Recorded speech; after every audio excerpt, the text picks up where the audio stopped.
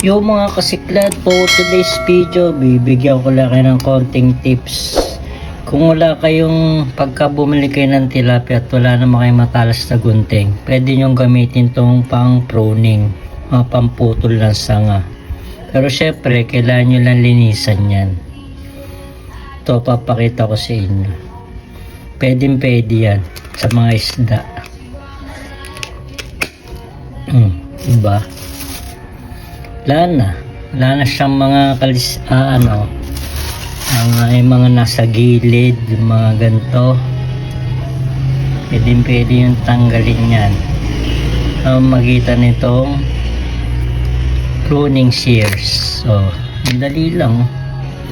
Kung wala kayo, kasi minsan matigas to, diba? Itong mga ganito ng tilapia o ng isda.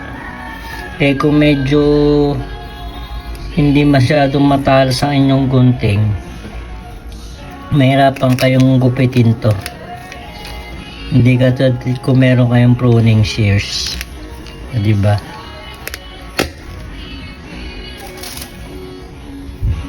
Tatanggalan nyo talaga yung inyong mga isda. Madali lang.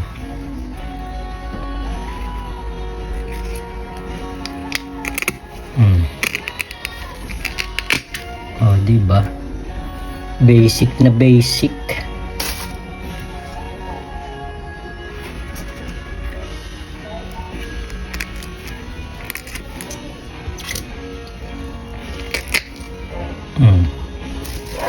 Diba? Kaya ano pa hinihintay nyo?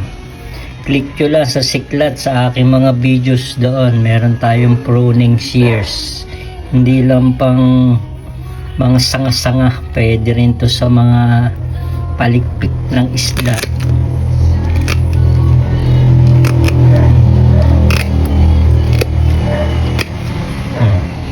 Tayo nyo? So yun lang po, maraming salamat. Just click the yellow basket. Bye bye.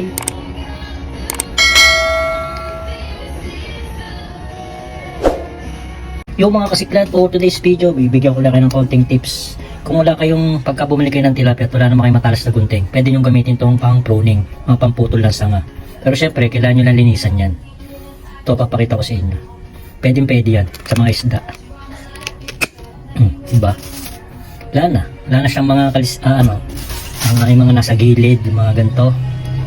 Pwede yung tanggalin yan. Magitan nitong pruning shears. So, madali lang. Kung wala kayo, kasi minsan matigas to, diba? Itong mga ganito ng tilapia o ng isda. Kung medyo hindi masyadong matalas ang inyong gunting, mahirapan kayong gupitin to. Hindi katulad kung meron kayong pruning shears, diba? Tatanggalan nyo talaga yung inyong mga isda. Madali lang.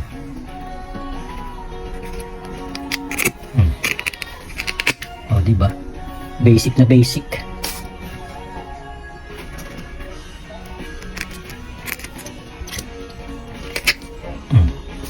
Diba? Kaya ano pa hinihintay nyo? Click nyo lang sa siklat sa aking mga videos doon. Meron tayong pruning shears. Hindi lang pang mga sanga-sanga. Pwede rin to sa mga palikpik ng isda.